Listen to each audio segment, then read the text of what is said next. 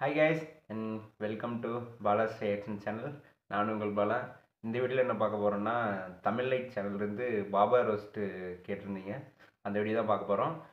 வாங்க வீடியோ எப்படின்னு பார்க்கலாம். அதுக்கு முன்னாடி பாலாஸ் ரியாக்ஷன் சேனலுக்கு சப்ஸ்கிரைப் பண்ணுங்கள், ஷேர் பண்ணுங்கள், வீடியோ கொஞ்சம் முழுசாக பாருங்கள், எனக்கு யூஸ்ஃபுல்லாக இருக்கும்.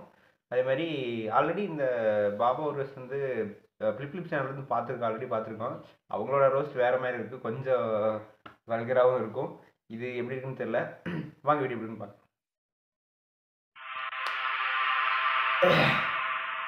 Welcome to Tamil light. Tamil light நேயர்கள் அனைவருக்கும் வணக்கம். இன்னைக்கு நம்ம என்ன திரைப்படம் பார்க்க போறோம் அப்படின்னா, இந்த பக்கம் அந்த பக்கம் இல்ல, எந்த பக்கமும் சாய மாட்டேன் அப்படின்னு சொல்லி ஜவ்வு மாதிரி இழுத்து ரசிகர்களை பல வருஷம் பதட்டத்திலேயே வச்சிருந்த பாபா திரைப்படத்தை பத்தி தான் நாம இன்னைக்கு பார்க்க போறோம். பொதுவாகவே ரஜினி சார் படங்களை நீங்க பாத்தீங்க அப்படின்னா, அவர் பிறக்கும் போது ஒரு நார்மல் மனுஷனா தான் இருப்பாரு. என்னதான் பிறப்புல நார்மல் மனுஷனா அவரை காமிக்கப்பட்டாலும் அவர் செய்யக்கூடிய ஒரு சில செயல்கள் எல்லாம் பாத்தீங்க அப்படின்னா, அவெஞ்சர்ஸ் சூப்பர்மேன்லாம் ஓரம் கட்டுற அளவுக்கு பல சாகசங்கள், பல சாதனைகளை ரஜினி சார் அவரோட திரைப்படத்துல பண்ணிருக்காரு. சாதாரண மனுஷனா நடிக்கிற படத்துக்கே இப்படி அப்படின்னா, பாபா திரைப்படத்துல ரஜினி அவர்கள் ஒரு தெய்வ குழந்தையா நடிச்சிருக்கிறாரு. அப்ப அவர் என்னெல்லாம் சேட்டை பண்ணாரு அப்படின்றத கொஞ்சம் யோசிச்சு பாருங்க. நீங்க யோசிக்கிறத விட பல மடங்கு அதிகமா இந்த படத்துல ரஜினி அவர்கள் பல சேட்டை சாகசங்களோட அநியாய அழிச்சாட்டங்களை இந்த படத்துல பண்ணிருக்கிறாரு. இன்னொரு விஷயம், இத நிறைய பேர் என்ன நினைச்சிருப்பாங்க அப்படின்னா, சராசரி ரஜினி சாரோட திரைப்படம் அப்படின்னு நீங்க நினைச்சிருக்கலாம். ஆனா அதுதான் கிடையாது. இந்த படத்துல ரஜினி சார் நிறைய ஹிடன் டீடைல்ஸ் வச்சிருக்காரு. நான் வந்து எதிர்காலத்துல ஏதாவது ஒரு அரசியல் கட்சிக்கு ஆதரவா பேசினா நான் எந்த அரசியல் கட்சிக்கு ஆதரவா பேசுவேன் அப்படின்றதையும், நான் அரசியல் கட்சி தொடங்கினா அந்த அரசியல் கட்சி எப்படி இருக்கும் அப்படின்றதையும், ஒரு கட்சிக்கு நான் தலைமை இருக்க மாட்டேன். பாபா திரைப்படத்தின் மூலமா அவரு ரொம்பவே தெளிவா சொல்லியிருக்காரு. ஆனா நாம தான் அதை புரிஞ்சுக்காம இருந்திருக்கோம். பாபா படத்தோட டைட்டில் கார்ட்லயே நான் எதிர்காலத்துல எந்த கட்சிக்கு ஆதரவா இருப்பேன் அப்படின்றதுக்கு உதாரணமா லோட்டஸ், அதாவது தாமரையை காமிச்சு நான் இந்த கட்சிக்கு தான் ஆதரவா இருப்பேன் அப்படின்றத அப்பவே சொல்லிட்டாரு. லோட்டஸ் இன்டர்நேஷனல் அப்படின்ற ஒரு தயாரிப்பு நிறுவனம் தான் அந்த படத்தை தயாரிச்சது. ஏன்பா யாரோ ஒருத்தர் தயாரிச்சதுக்கு ரஜினி எப்படி நீ சொல்லு அப்படின்னா அதுதான் கிடையாது. இந்த படத்தோட தயாரிப்பாளரே ரஜினி சார் தான். அடுத்து நான் ஆன்மீக அரசியல் தான் முன்னெடுப்பேன் அப்படின்றதையும் அந்த படத்துல டெல்லி கணேஷ் வாயிலாக சொல்லியிருக்கிறாரு. அதாவது பாபா ஆட்சிக்கு வந்தா தேசபக்தி வளரும், தெய்வ பக்தி வளரும், மக்கள் அமோகமா இருப்பாங்க. பாபா ஆட்சிக்கு வந்தா தேசபக்தி வளரும், தெய்வ பக்தி வளரும், மக்கள் அமோகமா இருப்பாங்க அப்படின்றத, அதாவது நான் வந்துட்டு ஆன்மீக அரசியல் தான் பண்ணுவேன் அப்படின்றத டெல்லி கணேஷ் வாயிலாக அவர் சொல்லியிருக்கிறாரு. அதே மாதிரி இந்த நாட்டுக்கு நல்ல ஆட்சியாளர் தேவை, ஆட்சி மாற்றம் தேவை, அதுக்கு நான் உறுதுணையா இருக்கிறேன் அப்படின்னு சொல்லி அவர் என்ன பண்ணுவாரு அப்படின்னா, அவர் அந்த படத்துல சிஎம் ஆகாம அந்த படத்துல வந்த வயசான கதாபாத்திரமான கந்தன் அப்படின்ற ஒரு அரசியல்வாதி சிஎம் ஆகணும் அப்படின்னு அவர் ஒரு முடிவெடுப்பாரு. அன்னைக்கு அந்த படத்தின் வாயிலா சொன்னதா இன்னைக்கு ரஜினி சார் ஸ்டேஜ்ல சொல்றாரு. அதாவது நான் வந்து ஒரு கட்சியின் தலைமையா லீடரா இருப்பேனே தவிர நான் சிஎம் ஆக மாட்டேன் அப்படின்னு சொல்றாரு. இந்த மாதிரி தன்னோட எதிர்கால அரசியல் கட்சியினோட கொள்கை பாபா திரைப்படத்தை ரஜினி அவர்கள் எடுத்திருக்கிறாங்க. ஆனா நாம தான் இத இத்தனை வருஷமா புரிஞ்சுக்காம இருந்திருக்கோம்.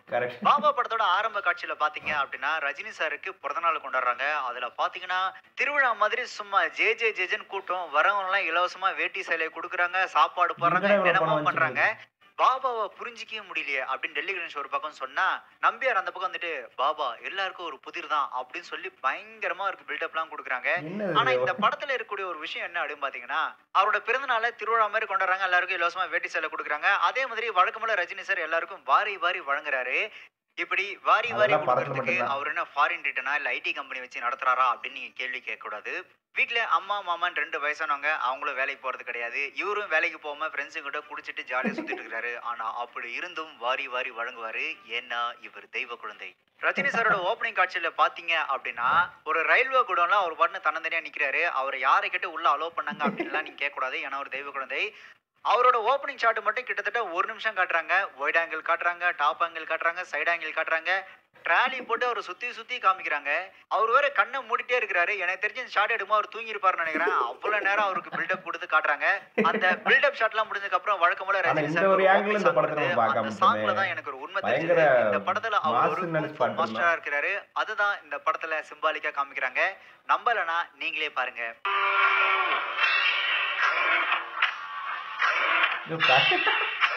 கராத்தே ஸ்டெப்ல போட்டுருக்காங்கப்பா. உண்மையாலுமே டான்ஸ் மாஸ்டர் என்ன நினைச்சாரு தெரியல, ஃபன் பண்ண அதே மாதிரி ரஜினி சார் இந்த பாட்டு முழுக்க வெறும் லெஃப்ட் ஹேண்ட் மட்டும் தான் யூஸ் பண்ணிருக்காரு. அதாவது எவ்வளவு பெரிய விஷயமா இருந்தாலும் நானும் சும்மா லெஃப்ட் ஹேண்ட்லயே தள்ளி விட்டு போயிட்டே இருப்பேன்.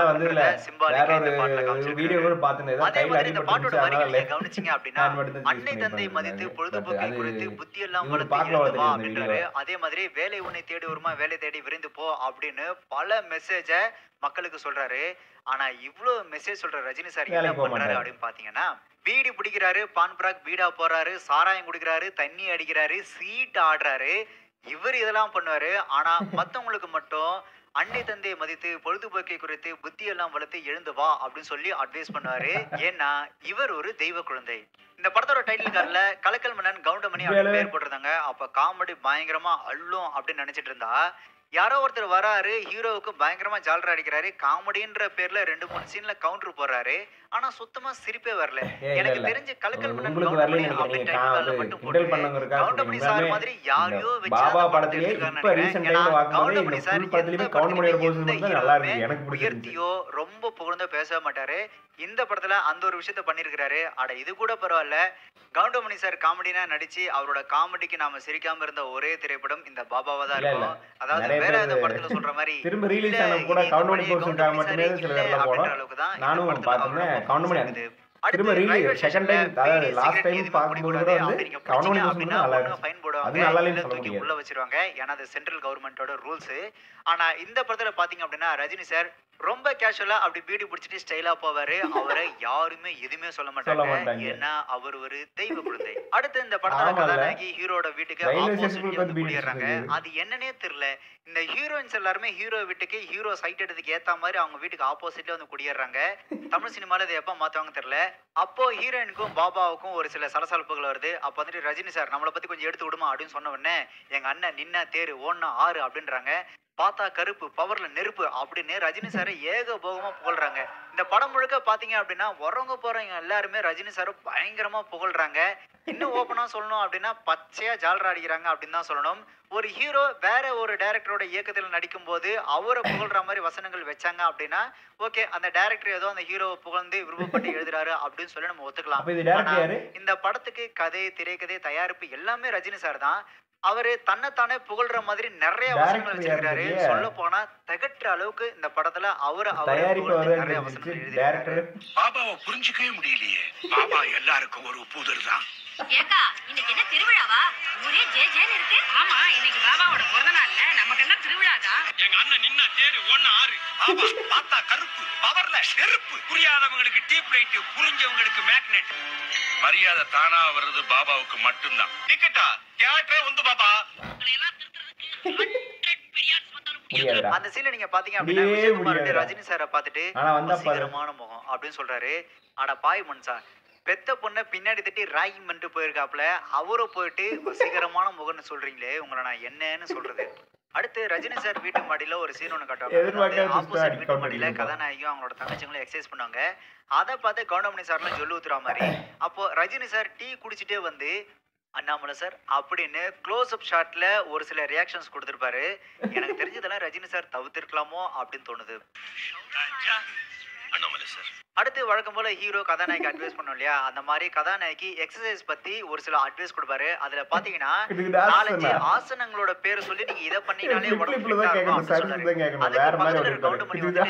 பாபா உனக்கு எப்படி இதெல்லாம் தெரியுது அப்படின்னு கேட்ட உடனே பாபா சொன்னாரு தெரியும் சும்மா அடிச்சு விட்டேன் அப்படின்னு ஒரு கதால பாரு. அதுக்கு கீழே விஜயகுமார் சார் சொல்லுவாரு, அவன் சொன்ன எல்லாமே கரெக்ட் தான் அப்படின்னு சொல்றாரு. அது எப்படின்னே தெரியல. இந்த தமிழ் சினிமால ஹீரோக்கள்லாம் பாத்தீங்கன்னா மக்கு மாதிரி படிக்காம சுத்திட்டே இருப்பாங்க.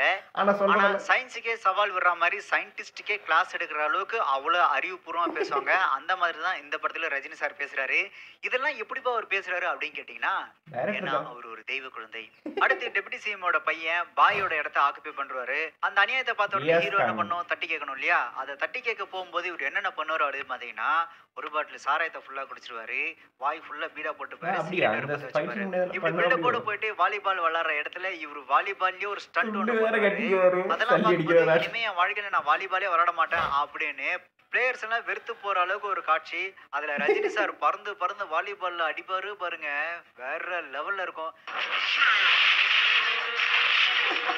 இந்த சீன் எல்லாம் வேற லெவல்ல நாங்களாம் கத்திட்டு இருந்தோம் ஸ்கூல் படிக்கும்போது. அதுலயும் இவரோட கையில வாலிபால் இப்ப திரும்ப இதை பார்க்க சொன்னா அந்த ரஜினி scene சார் பார்க்க கூட கூட ஒரு 4 மாட்டோம். பேர் நிப்பாங்க. இந்த பால் என்ன பண்ணும் அப்படின்னா அந்த 4 பேரை போய் அடிச்சுட்டு மறுபடியும் சங்கு சக்கர மாதிரி இவரோட கையில சுத்திட்டு வந்து உட்காரும். இதெல்லாம் நம்புற மாதிரி அங்க இருக்குது. ஆரம்பத்துல நானும் தான் நம்பல. அட இதாவது பரவாயில்ல. இப்பதான் நம்மள ஆரம்பத்துல நம்பினேன் ஃப்ரீஸா நிப்பாங்க. அந்த ஃப்ரீஸா நிக்கும் போது ரஜினி சார் வருவாரு. வந்த உடனே அந்த பாலை எட்டி ஒரு உத விடுவாரு. அவர் அந்த பாலை உதச்சதுக்கு அப்புறம் தான் அந்த ஏர்ல நின்ன 4 பேரும் தொப்புன்னு கீழே விடுவாங்க. அவர் எட்டி உதச்ச பால் வேற்று கிரகத்துல இருக்கிற ஏலியன்ஸ் எல்லாம் அந்த பாலை எடுத்து வச்சுக்கிட்டு இது பூமியில இருந்து பாபா நமக்கு அமுச்சு வச்ச பால், இதை வச்சு நம்ம விளாடலாம் அப்படின்னு சொல்லி விளாடுவாங்கன்னு நினைக்கிறேன். இதெல்லாம் எப்படியா சாத்தியம் அப்படின்னு நம்ம யாருமே கேள்வி கேட்க முடியாது. ஏன்னா அவர் ஒரு தெய்வ குழந்தை. அடுத்து தியேட்டர்ல 2 டிக்கெட் கேட்கறதுக்காக தியேட்டர் ஓனரே அலறி அடிச்சுட்டு ஓடி வந்து பாபா தியேட்டர் வந்து பாபா வா பாபா உனக்கு உள்ள சோபா போடுறான் அப்படின்னு சொல்லி தியேட்டர் ஓனரே பயப்படுற அளவுக்கு பாபா இருக்கிறாரு. அதுதான் எனக்கு புரியல. இவர் வந்துட்டு ரவுடில வச்சு ரவுடிசம் பண்ற டானும் கிடையாது. ஐஏஎஸ் ஐபிஎஸ் இல்லனா ஒரு எம்எல்ஏ எம்பி மாதிரி எந்த போஸ்டிங்லும் கிடையாது. இவரு கூட இருக்கிறவங்களும் யாரும் பெரிய போஸ்டிங்லும் இல்ல. சீட் ஆடிட்டு தான் சுத்திட்டே இருக்காங்க. இருக்கிற இவரை பார்த்து தியேட்டர் ஓனர்லாம் ஏன் பயந்து வரணும்னு ஒண்ணுமே புரியல. அட இதாவது பரவாயில்ல. தான் புள்ளைய ஒருத்தன் அடிஸ்டான்றதுக்காக டெபுட்டி சிஎம் என்ன பண்ணுவாரு அப்படின்னா அது எப்படி நடக்கும் அப்படின்னு பாத்தீங்கன்னா கதாநாயகியோட எம்டி அவங்க வேலை செய்யற ஆபீஸோட எம்டி போன் பண்ணி பாபா அவங்க கூட்டுவாங்க அப்படின்னு சொல்லுவாரு. அந்த அளவுக்கு ஒரு இன்ஃபுளுன்ஸ் இருக்கு. ஆனா அந்த அளவுக்கு இவர் என்ன சாதிச்சாரு அப்படின்னு தான் தெரியல. இவங்களும் பாபா கூப்பிட்டுட்டு அந்த குடனுக்கு போயிடுறாங்க. குடனுக்கு போகும்போது பாத்தீங்க அப்படின்னா ரஜினி சார் நடந்து வரும்போது அப்படியே கால் எல்லாம் நெருப்பு தீ பறக்குது. எனக்கு அதை பார்க்கும்போது எப்படி இருந்துச்சு அப்படின்னா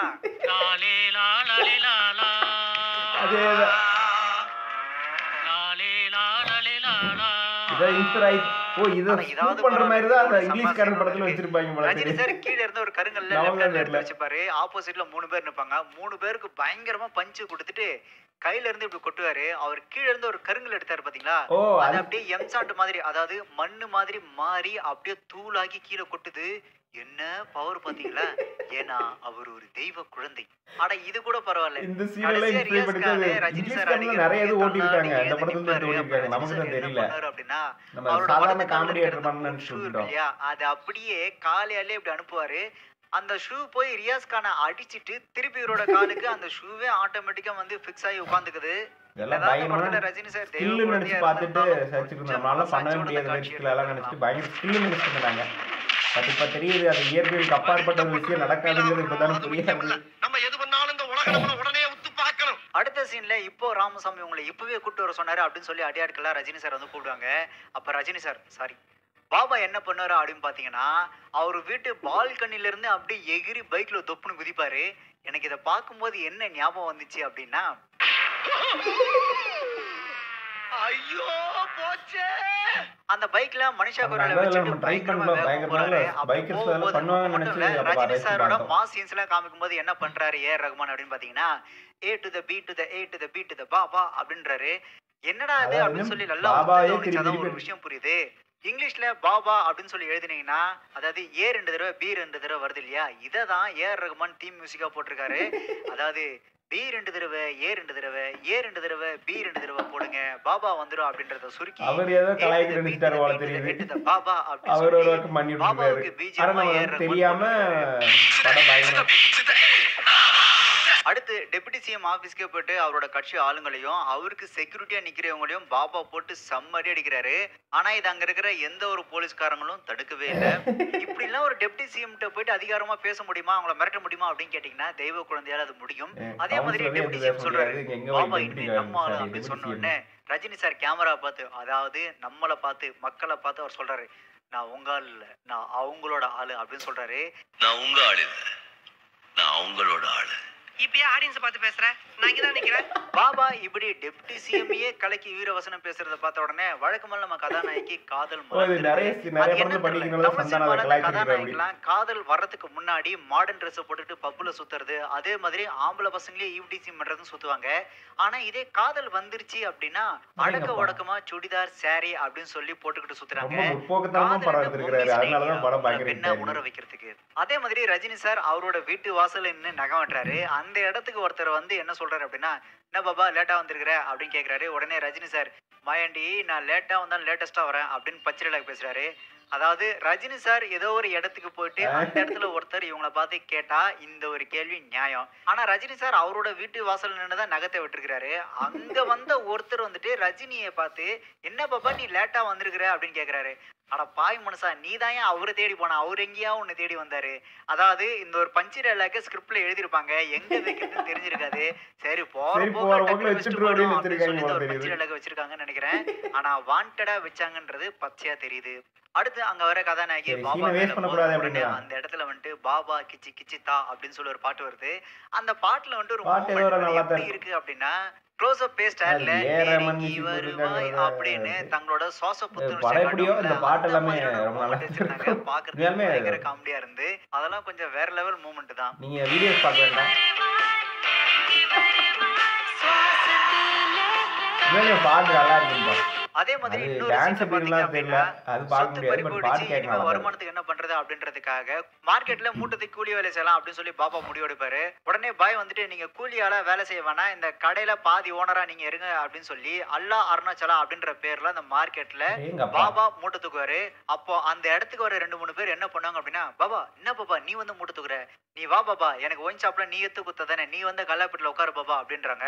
இன்னொருத்தர் வந்துட்டு என்னோட டிராவல்ஸ்ல 35 கார் ஓடுது பாபா, அதுல 20 கார் நீ போட்ட பிச்சை பாபா, நீ வந்து உட்காரு பாபா அப்படின்னு சொல்றாரு. எனக்கு தெரியல அடுத்த வருமானத்துக்கு என்ன பண்றதுன்னு தெரியாம தான் இவரே மூட்டை தூக்கி கூலி வேலை செய்யலான்னு வந்தாரு.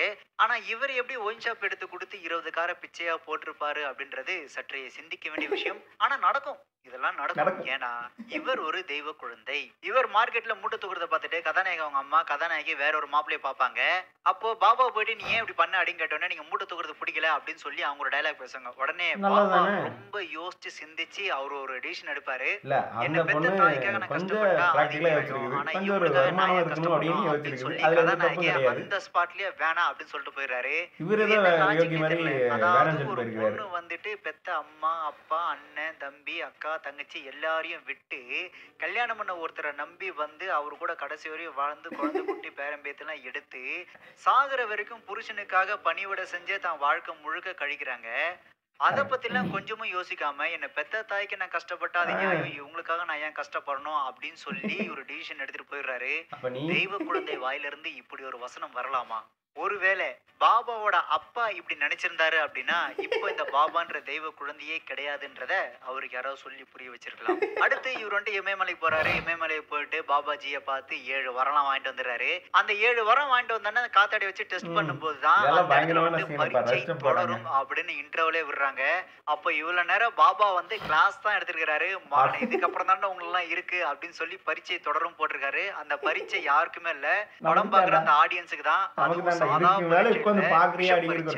அடுத்து 3ஆவது தடவை அந்த மந்திரத்தை அவர் யூஸ் பண்றாரு. அதுல பாத்தீங்கன்னா நீலாம்பரி வந்து டாஸ்க் அப்படின்ற மாதிரி அந்த மந்திரத்தை பயன்படுத்துறாங்க.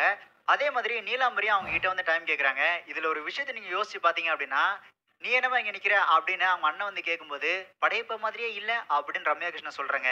அதாவது படையப்பா படத்துல ரஜினி கதாபாத்திரம் வந்துட்டு மாமா பையன் தானே, அதனால வந்துட்டு படையப்பா மாதிரியே இல்ல அப்படின்னு சொல்றாங்க. இதுல எவ்வளவு பெரிய போங்க பாத்தீங்களா? பெரிய மாமா பையன் படையப்பாவை பார்க்க தெரிஞ்சு இவங்களுக்கு அவங்களோட சின்ன மாமா பையன் வாசு விக்ரம் பக்கத்திலே இருக்கிறாரு, அவர் அப்படியே மதிக்காமலே போறாங்க.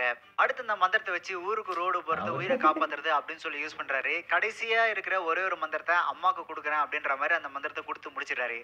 இவர்கிட்ட இந்த மாதிரி ஒரு மந்திரம் இருக்குன்னு தெரிஞ்ச சிஎம் என்ன பண்றாரு அப்படின்னு பாத்தீங்கன்னா, அடுத்து வர எல்லா எலெக்ஷன்லயும் நான் தான் சிஎம்மா இருக்கணும் அப்படின்னு எனக்காக வேண்டிய அந்த மந்திரத்தை பயன்படுத்து, உனக்கு என்ன வேணும் வீடு காரு பங்களா பணம் எல்லாமே நான் தரேன் அப்படின்னு சொல்றாரு. சரியான லூசு வில்லனா இருப்பாருன்னு நினைக்கிறேன். இவரே ஒரு மந்திரத்துக்காக பாபா கிட்ட போய் பிச்சை எடுக்கிறாரு. இதுல உனக்கு என்ன வேணும் நான் தரேன் அப்படின்னு சொல்லி பாபாக்கு இவரு ஆஃபர் கொடுக்குறாரு. எதுக்கு இந்த மாதிரியான ஒரு காட்சியை வச்சாங்க அப்படின்னு பாத்தீங்கன்னா, ரஜினி சாரோட நிஜ வாழ்க்கையை கம்பேர் பண்ணி, அதாவது ரஜினின்ற இந்த சூப்பர் ஸ்டார் மனசு வச்சால் மட்டுமே உங்களால நிரந்தர முதல்வரா இருக்க முடியும். இந்த அரசியல்ல நான் ஒரு அசைக்க சக்தியா இருக்கிறேன், அதனால என்னோட ஆதரவு யாருக்கும் தேவை அப்படின்றத இந்த இடத்துல ரஜினி அவர்கள் சொல்றாங்க.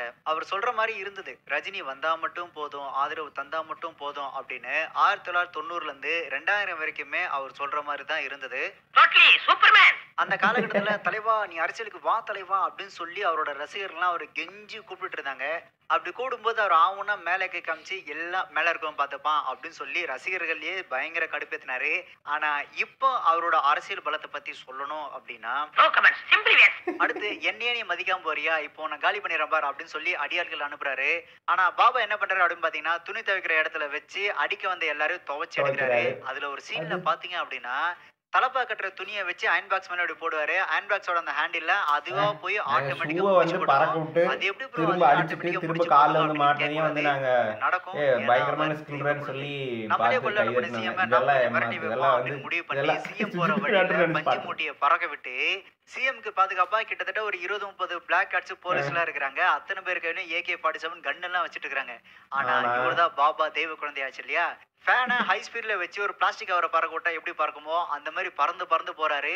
அங்க இருக்கிற போலீஸ்காரங்க AK-47 சுட்டும் அவர் மேல ஒரு புல்லட் கூட படல. பறக்கிறது பஞ்சா இல்ல பாபாவான்னு தெரியாத அளவுக்கு பஞ்சோட பஞ்ச கரைஞ்சி போய் பறக்குறாரு. அப்படி இப்படின்னு எல்லாருக்கும் ஆட்ட கட்டி கடைசியில சிஎம்மோட வேனுக்குள்ளே போய் உட்காந்துறாரு. வேணாம்பா இப்போ பார்த்த ஒரு மாதிரி பார்க்கவே முடியாத அளவுக்கு கடுப்பா இருக்கு பாருங்க சீன்ல இப்போ.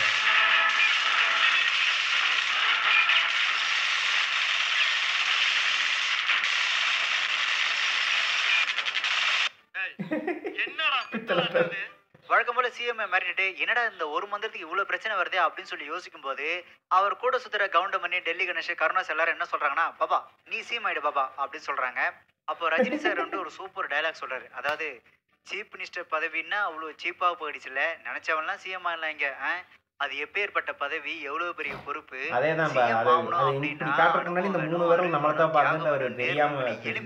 அப்படின்னு ஒரு கிளாஸ் எடுக்கிறாரு. இப்போ ரஜினி சார் அரசியலுக்கு வரேன் அப்படின்னு சொல்லியிருக்காரு இல்லையா. சோ அந்த ரஜினி சார் இந்த பர்டிகுலர் டைலாக ஒரு 4-5 தடவை போட்டு அவர் பார்க்கணும் அப்படின்னு நான் நினைக்கிறேன். சீஃப் மினிஸ்டர் தான் அவ்வளவு சீப்பா போயிடுச்சுல, நினைச்சவன் எல்லாம் சிஎம். நாடுங்கிறது எவ்வளவு பெரிய வீடு, எத்தனை பேருங்க, எத்தனை ஆளுங்க, எத்தனை பிரச்சனைகள். அதெல்லாம் தெரிஞ்சுக்கணும். எவ்வளவு அனுபவம் வேணும், அறிவு வேணும், தியாகம் வேணும், நேர்மை வேணும், எளிமை வேணும். அது வேற வாய். நான் அரசியலுக்கு வருவது உறுதி. அதாவது வாய்க்கு வந்தபடியெல்லாம் பேசக்கூடாது, எதா இருந்தாலும் நியாயமா பேசணும். அடுத்து எளிமையின் உருவமா இருக்கிற கந்தன் அப்படின்றவர் சிஎம் ஆகணும் அப்படின்னு சொல்லி அந்த மந்திரத்தை அவர் பயன்படுத்துறாரு. இந்த விஷயத்தை தெரிஞ்சுக்கிட்டு வில்லன் குரூப்ஸ் என்ன பண்றாங்க அப்படின்னா, அந்த மந்திரத்தை பழிக விட கூடாது அப்படின்றதுக்காக அவங்க இன்னொரு சாமியாரை கூட்டு வந்து யாகம் பண்றாங்க. அதாவது மகாசிவராத்திரி அந்த மந்திரத்தை பழிக்க விடாம பண்ணிடலாம் அப்படின்னு அவங்க பிளான் பண்றாங்க. அதே மாதிரி மகாசிவராத்திரி அன்னைக்கு நைட்டு 9 to 12 எந்த பிரச்சனையும் ஆபத்தும் வரக்கூடாது அப்படின்றதுக்காக ரஜினி அவர்கள் அம்மன் கிட்ட வந்துட்டு சக்தி கொடு அப்படின்னு பாட்டு பாடி வேண்டுவாரு. கான்செப்டை நல்லா புரிஞ்சுக்குங்க. நைட்டு 9 to 12 இவர் ஆபத்து வருதுன்றதுக்காக தான் அந்த 9 to 12 இவர் பாட்டு பாடி அந்த அம்மன் கிட்ட சக்தி கொடுன்னு வேண்டுறாரு. அந்த பாட்டு முடிஞ்ச உடனே கிளைமேக்ஸ் ஃபைட்டோட அந்த படம் முடிகிற மாதிரி தான் அந்த படத்தை கொண்டு போயிருக்காங்க. இதுல என்ன ஒரு கொடுமை அப்படின்னு பாத்தீங்கன்னா, நைட்டு 9 to 12 அம்மன் கிட்ட சக்தி கொடுன்னு வேண்டணும். அந்த பாட்டிலேயே ரஜினி அவர்கள் 2-3 காஸ்டியூம் மாறி வராரு. சரி அது கூட பரவாயில்ல. அவரு சக்தி கொடுன்னு வேண்ட அந்த 9 to 12 தேர்தல் பிரச்சாரம் நடக்குது, கேன்வாஷிங் பண்றாங்க, மக்கள் வரிசையில் நின்று ஓட்டு போடுறாங்க. ஓட்டு போட்டு அந்த கந்தன் அப்படின்றவர் சிஎம்மும் ஆகிறாரு. இது எல்லாமே பாத்தீங்க அப்படின்னா அந்த 9 to 12 சக்தி கொடுன்னு அந்த அம்மனை பார்த்து வேண்டாரு பாத்தீங்களா, அந்த கேப்லயே நடந்து முடிஞ்சிருக்கு. அது எப்படின்னு தெரியல. ஒரே பாட்டுல அண்ணாமலை படத்துலயும் படையப்பா படத்துல ஒரு கோடீஸ்வரன் ஆகுறாரு, அது கூட ஓகே. அதே மாதிரி ஒரு சில படத்துல ஒரே பாட்டுல 20 வருடங்கள் கழித்து அப்படின்னு சொல்லி பெரியவன் ஆன மாதிரி காட்டுவாங்க, அது கூட பரவாயில்ல. ஆனா இது எப்படி சாத்தியம் தான் தெரியல. இல்லனா இந்த மாதிரி நீங்க 1 மாசம் தொடர்ந்து அம்மனை வேண்டணும், இல்ல 2 மாசம் தொடர்ந்து அம்மனுக்கு சக்தியோட நீங்க பூஜை பண்ணணும் அப்படின்னு ஏதோ ஒரு டயலாக்ல சொல்லி அதுக்கப்புறம் பாட்டு வச்சு அதுக்கப்புறம் எலெக்ஷன் கேன்வாஸ் நடக்கிற மாதிரியோ இல்ல ஓட்டு போடுற மாதிரியோ அதுக்கப்புறம் எலெக்ஷனோட ரிசல்ட் அறிவிக்கிற மாதிரி காமிச்சிருந்தா அதுல ஒரு லாஜிக் இருக்கு. ஆனா இந்த பாட்டை ஆரம்பிக்கிறதுக்கு முன்னாடி எந்த சீன்ல லாஜிக் இருந்துச்சு, இந்த சீன்ல லாஜிக் பார்க்கறாங்க. அந்த சீன்ல எதுவுமே லாஜிக் பார்க்கல. அப்ப இந்த சீன்ல நீ எனக்கு லாஜிக் பார்த்தா நான் எங்க பாப்பேன் வேண்டிக்க அப்படின்னு சொல்லி தான் இந்த பாட்டே ஆரம்பிக்கிறாங்க. ஐயோ நான் அதெல்லாம் பார்க்காம தான் பாத்துட்டு இருக்கேன். அதாவது 3 மணி நேரத்துக்குள்ள எலெக்ஷன் கேன்வாஸ் பண்ணி ஓட்டு போட்டு அதுக்கான ரிசல்ட் அறிவிச்ச மாதிரி ஒரு சீன் இந்த பக்கம் பகல் ஓடிட்டு இருந்திருக்கு. அதுவும் தெரியாம பாத்துக்கிறோம். குழந்தையா இருந்தாலும் 3 மணி நேரத்துக்குள்ள இவ்வளவு விஷயம் நடக்கிறதெல்லாம் வாய்ப்பு இல்ல ராஜா. அடுத்து அந்த சக்தி கொடி அப்படின்னு பாட்டு முடிஞ்சோன்னா வில்லனோட ஆளுங்க ரஜினி சாரை அடிச்சு போட்டு அவர் மேல கட்டையெல்லாம் அடுக்கி கொளுத்தி விட்டுறாங்க. அதுவும் சாதாரணமா கொளுத்துல பெட்ரோல் ஊத்தி கொளுத்துறாங்க. ஆனா அவர் யாரு? தெய்வ குழந்தையாச்சே. அப்படியே தான் மேல எரிய நான் விட்டு அந்த எந்திரிச்சு நெருப்பு கட்டையில அப்படியே வரமாட்டாரான்ட்டு பறக்க அது விட்டு அமைதியா பாபா பார்த்துட்டு முத்திரையோட இருந்த எழுந்து சீனை நிக்கிறாரு. அவரு மேல ஒரு சின்ன தீக்காயம் கூட படல. அதுதான் தெய்வ குழந்தை அப்படின்றது. அதுலயும் அவர் நிக்கிற இடத்த நீங்க பாத்தீங்க அப்படின்னா அந்த அம்மன் கோயில் திருவிழால தீ மிதிக்கும் போது இந்த கட்டையெல்லாம் எரிச்சு கங்க கொட்டி வச்சிருப்பாங்க இல்லையா, அது மேலதான் ரஜினி சார் நிக்கிறாரு. சொல்ல போனா இந்த இவ்வளவு அளவுக்கு நேரம் லாஜிக் அது இல்லாம மேலதான் இல்ல படுத்துட்டே பாட்டுல இருந்தாரு. பண்ணாங்க. ஆனா அவருக்கு எதுவும் ஆகாது. ஏன்னா அவர் தெய்வ குழந்தை.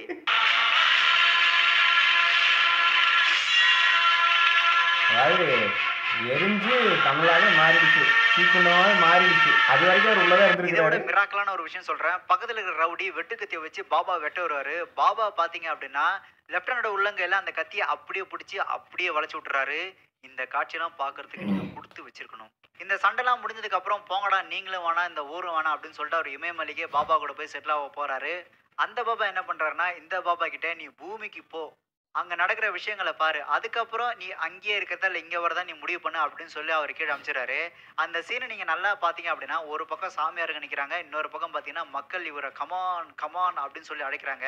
ரஜினி சார் அந்த தார் ரோட்ல நிக்கிறாரு. ஒரு கட்டத்துல நான் வந்துட்டு சாமியாராவே போயிடுறேன்பா அப்படின்னு சொல்லி இமயமலை நோக்கி அப்படி திரும்பி போகும்போது இந்த பக்கம் பாத்தீங்க அப்படின்னா வில்லன் குரூப் அந்த முதல்வரா இருக்கிற கந்தன் அப்படின்றவரை சுட்டு கொண்டுறாங்க. உடனே ரஜினி சார் என்ன பண்றாரு அப்படின்னா அப்போ நாம தான் இந்த ஊரை காப்பாற்றணும் அப்படின்னு சொல்லி அப்படியே போட்டு இப்படி திரும்பி மக்கள் நோக்கி வராரு. அப்படி திரும்பும்போது பாத்தீங்க அப்படின்னா அவரோட காலுக்கு ஒரு ஷாட் ஒன்று வச்சிருக்காங்க. அவரு நிக்கிறது தார் ரோடு, ஆனா அவரு திரும்பும்போது பாத்தீங்க அப்படின்னா புல் தரையா முளைச்சிருக்குது. அது எப்படி தார் ரோட்ல புல் தர அப்படின்னு நம்ம யோசிக்கலாம். ஆனா நிக்கிற தார் ரோட்ல கூட பசுமையா புல்லு முளைக்க வைக்க முடியும் அப்படின்ற சக்தி கொண்டவர் தான் இந்த தெய்வ குழந்தை. ஆக ரஜினி சார் இந்த நாட்டு மக்களுக்கும் அவரோட ரசிகர்களுக்கும் இந்த படத்தின் மூலியமா அவர் என்ன சொல்ல ட்ரை பண்ணியிருக்கிறாரு அப்படின்னா நான் அரசியலுக்கு வருவது உறுதி, தேதி பின்னர் அறிவிக்கப்படும் அப்படின்னு சொல்லி அந்த பாபா படத்துக்கு எண்டு கார்டு போட்டு முடிச்சிட்டாரு. இந்த படத்தை பத்தி உங்களோட கருத்து என்ன? நீங்க இந்த படத்தை பார்க்கும்போது என்ன ஃபயர் விட்டு பாத்துட்டு இருந்த சீன்ஸ் எல்லாம் வந்து இப்ப திரும்ப பார்க்கவே முடியாத லெவல்ல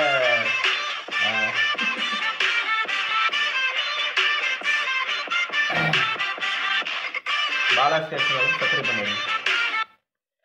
அதான் சொன்ன பார்த்தியா பல விதமான கிரிஞ்சு சீன்ஸ் எல்லாம் இருந்திருக்கு. அதை வந்து நாங்கள் ஃபயர் விட்டு பார்த்துக்கிட்டு இருந்தோம் ஸ்கூல் டைமில். இப்போ வந்து திருப்பி பார்க்கவே கூடாது அப்படின்னு நினைக்கிற மாதிரி தான் இருக்குது.